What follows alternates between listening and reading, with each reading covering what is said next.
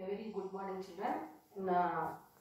In yesterday's class, we discussed about the natural process of vegetative propagation in plants. So, the plant pods itself are going to help in multiplying the number of species of plants. Today, we are going to discuss about the artificial methods of propagation.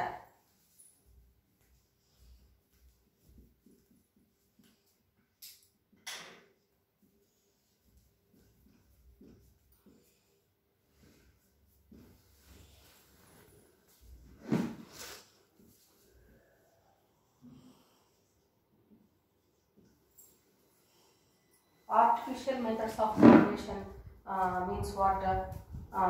So you know that we have so many uses from the plants, especially crop plants. If we take as an example, or any other plants also we can take, like medicinal plants also we can take, or timber yielding plants.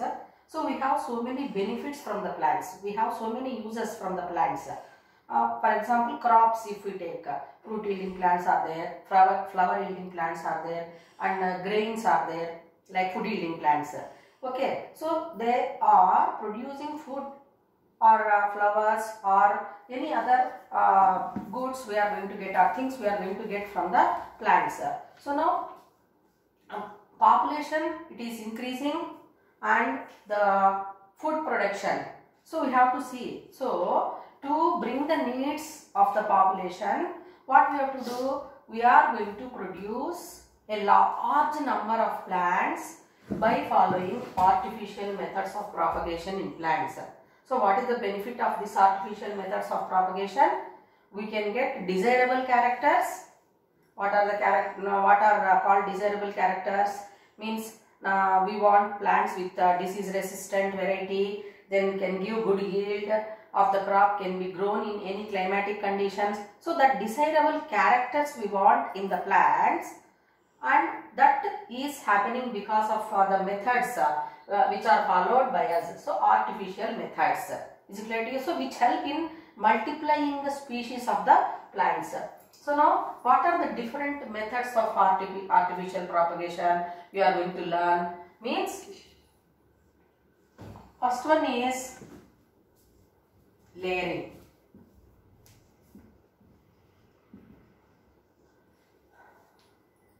First one is layering. Second one, cuttings. Third one, grafting. And fourth one, still advanced technology we are using, that one, tissue culture. So these are all the different methods of artificial propagation of plants: layering, cuttings, grafting, and tissue culture. So one after the other with examples we will do how it is going to happen. What is the main purpose of following these methods? To get good number of plants. So that is done by us human beings. We are going to do that one to increase the to increase the number of plants.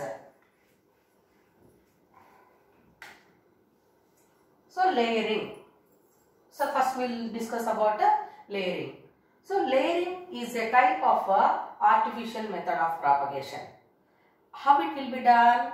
So it is done in the plants, especially flower yielding plants, jasmine we can take, or pomegranate fruit yielding plant we can take.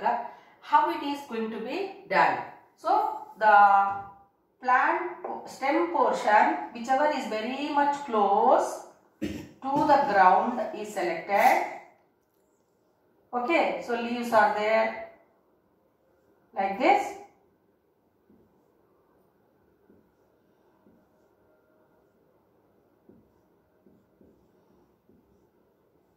So the weak stem plants, these are said to be woody also. So now this type of plants are going to be propagated by a method called layering. So in this process what we are doing, the healthy stem, one of the stems of branches of the plant we are going to select, and we have to remove the leaves, then And to this portion, what we have to do? We have to cut the bark of the stem. Bark means outermost layer of the stem, and that one is going to be just whatever this cut portion, whatever it is there. So we are going to bring it like this down. Is it clear to children? So now what will happen? That cut portion, it comes in contact with the soil, and we are going to cover it with soil particles, and if we water it, after few days it develops the roots. It develops the roots. So here we have removed earlier the leaves. What is the reason leaves are there? Means we know that process of photosynthesis is going to happen. Then it will not allow roots to develop. So that's why we are removing the root leaves here, and after few days when the roots are developed here, then we can observe the leaves which are going to be sprouting here. Means very much thin leaves we can observe here, and after few days it can be detached, it can be separated from the parent plant, and it can be grown as a new individual plant. So that is called layering. Then in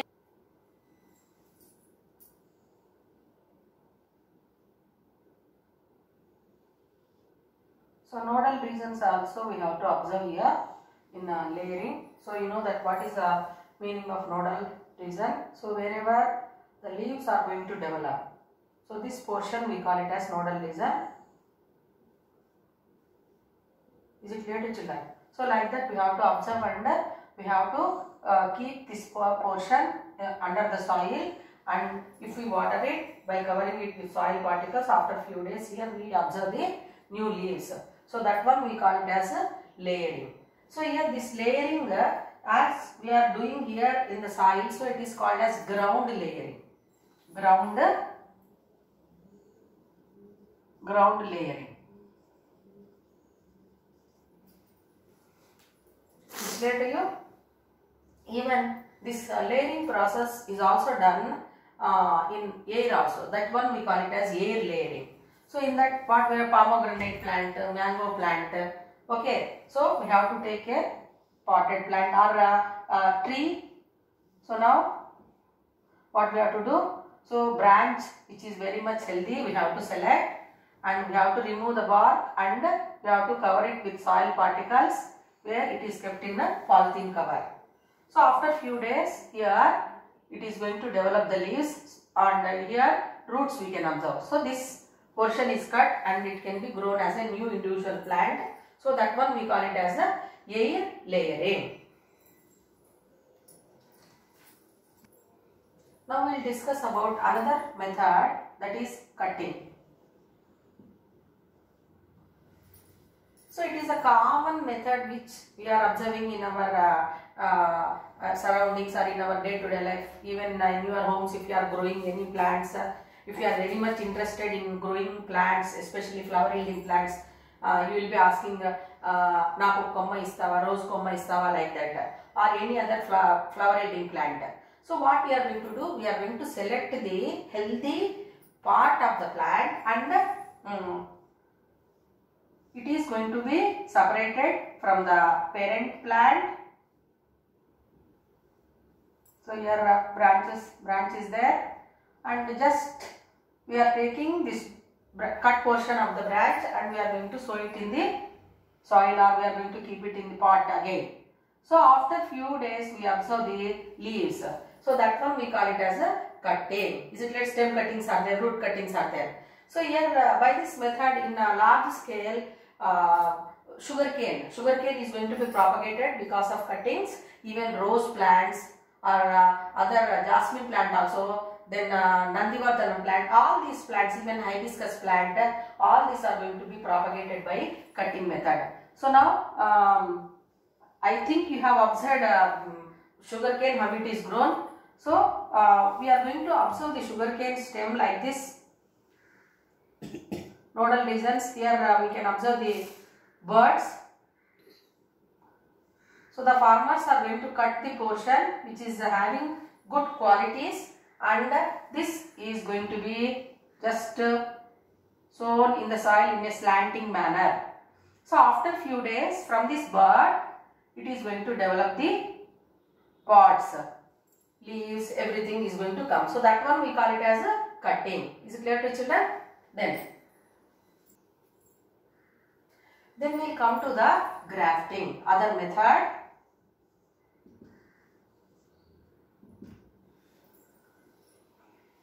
So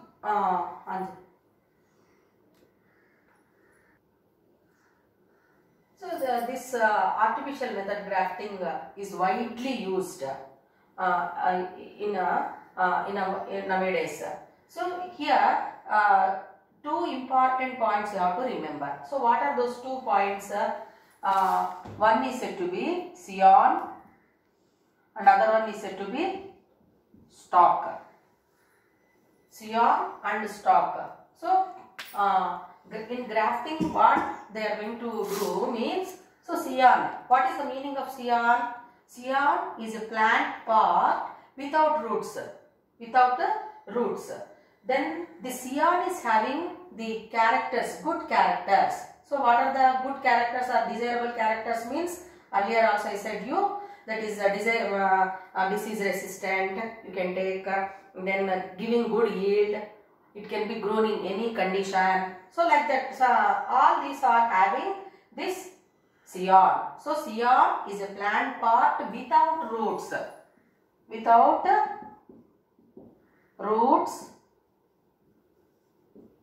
with the desirable characters.